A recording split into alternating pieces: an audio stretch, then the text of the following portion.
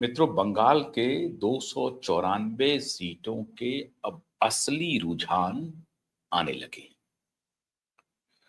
मामला बहुत टेढ़ा हो गया है। एक तरफ केंद्रीय गृह मंत्रालय के अपने सूत्र हैं जो डेटा कलेक्ट कर रहे हैं लगातार। बीच में आज भी वोटिंग हो रही है, मतदान हो रही है, कहीं रीवोटिंग जहां पर होनी है। 24 परगना में भी हुई। लेकिन अब जो खबर आ रही है वो बेहद चौंकाने वाले हैं। और अब तक जो कुछ भी सैटेलाइट मीडिया में, लेगेसी मीडिया में चल रही है बातें, उसमें थोड़ा विराम लगना शुरू हो गया है, ऐसा प्रतीत हो रहा है। गृह मंत्रालय का क्या फाइंडिंग है वो भी हम आपको बताएंगे। लेकिन तृणमूल कांग्रेस का जो सेकंड फेज बीता है, उसके बाद से मैंने आपको एक दिन पहले एक कार्यक्रम करके बताया था कि कैसे पश्चिम बंगाल में टीएमसी की के बहुत सारे नेता चुनौती दे रहे हैं। किसे? प्रधानमंत्री नरेंद्र मोदी को डायरेक्ट चुनौती दे रहे हैं। वो कह रहे हैं कि अगर पश्चिम बंगाल चुनाव भारतीय जनता पार्टी हार जाती है तो नरेंद्र मोदी जी को इस्तीफा देंगे या इस्तीफा देना चाहिए। उनके हिसाब से तो नरेंद्र मोदी को इस्तीफा देना चाहिए, क्योंकि नरेंद्र मोदी ने सभी सभाओं में, बंगाल की सभाओं में कहा कि 294 सीट पर नरेंद्र मोदी लड़ रहे हैं और अगर ये हार जाते हैं तो ये नरेंद्र मोदी की हार है और किसी की हार नहीं है। भारतीय जनता पार्टी की हार नहीं है, ये नरेंद्र मोदी की हार है, गृह मंत्री अमित शाह की हार है। अब सबसे बड़ा खेल क्या हो गया मित्रों? क्यों मैं कह रहा हूं कि बाजी शायद पलटती हुई दिखाई पड़ रही है? ये दो तीन बातें ऐसी हैं जो टीएमसी के पक्ष में जाता हुआ प्रतीत हो रहा है। हालांकि भारतीय जनता पार्टी के नेताओं से पूछेंगे तो अभी भी बड़े कॉन्फिडेंस के साथ बोल रहे हैं, लेकिन जितने कॉन्फिडेंस के साथ वो फर्स्ट पेज के चुनाव के तुरंत बाद बोल रहे थे, सभी एक स्वर में बोल रहे थे, सेकंड पेज के चुनाव के बाद इस तरह की भाषा वो बोल नहीं रहे। विश्वास वो जता रहे हैं, कॉन्फिडेंस वो जता रहे हैं, लेकिन वो इस तरह की भाषा नहीं बोल पा रहे हैं। अब दो तीन महत्वपूर्ण घटनाएं हो गई। एक एग्जिट पोल की घटना हुई है, आप सबको मालूम है। टीएमसी ने कहा है कि यह भारतीय जनता पार्टी का एग्जिट पोल है।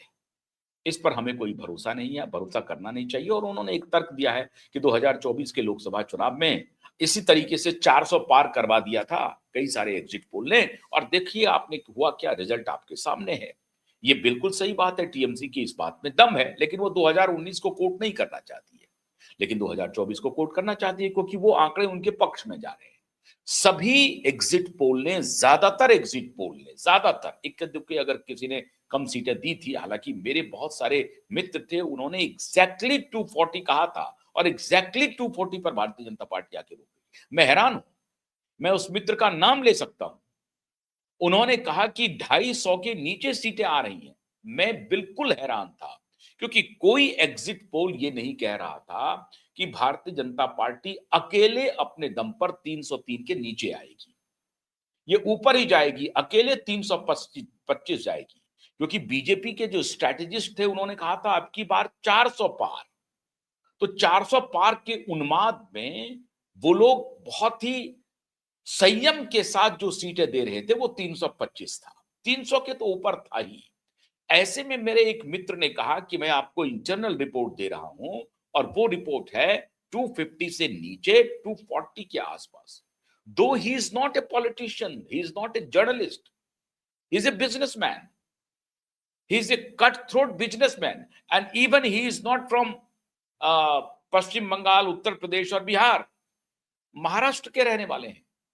उन्होंने मुझे ये कहा कि 240 सीट आएगी, और एग्जैक्टली 240 सीट आ गया। अब ये आप कह सकते हैं कि ये उनका तुक्का होगा, तो साहब आपका एग्जिट पोल जो है वो पूरी तरह से तुक्का होने जा रहा है। क्यों? क्योंकि इस एग्जिट पोल को एक तो टीएमसी कह रही है कि बीजेपी का एग्जिट पोल है और इसमें एक बड़ा खेल हो गया।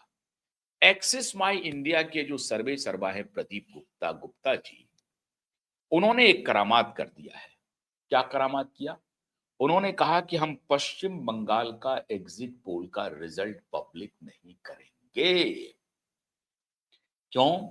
क्योंकि कहा कि 70% लोगों ने हमारे प्रश्न का उत्तर दिया ही नहीं।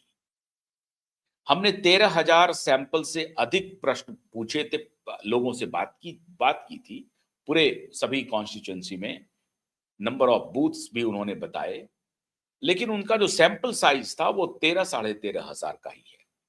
अब 13,500 लोगों से उन्होंने पूछताछ की, उसमें से 70% लोगों ने जवाब देना उचित ही नहीं समझा। अब इसी से आप कल्पना कर लीजिए कि एक तो 13,000 साढ़े 13,000 का टोटल उनका बैंक है जवाब देने वालों का, और जवाब देने वालों में 70% ने जवाब दिया ही नहीं। मैं 13 साढ़े 13,000 लोगों से उन्होंने सवाल पूछा और जवाब देने वाले महज 30% थे। अब उस 30% का इसका मतलब हो गया कि 13,500 का मतलब 1,000 लोगों ने जवाब दिया ही नहीं, उससे भी अधिक। उससे भी अधिक आप मान लें कि 1,000 लोगों ने जवाब दिया ही नहीं। 10,000 लोगों ने जवाब दिया ही नहीं, माफ कीजिएगा।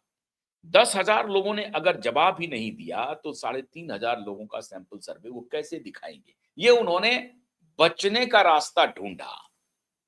अब लोग इसमें कयास लगा रहे हैं पॉलिटिकल पंडित कि एक सर्वेयर जो अपना सर्वे कर रहा है वो 13,000 का फॉर्मूला हो या 3,000 का फॉर्मूला हो, 3,000 पर भी वो निकालना चाहेगा कुछ ना कुछ।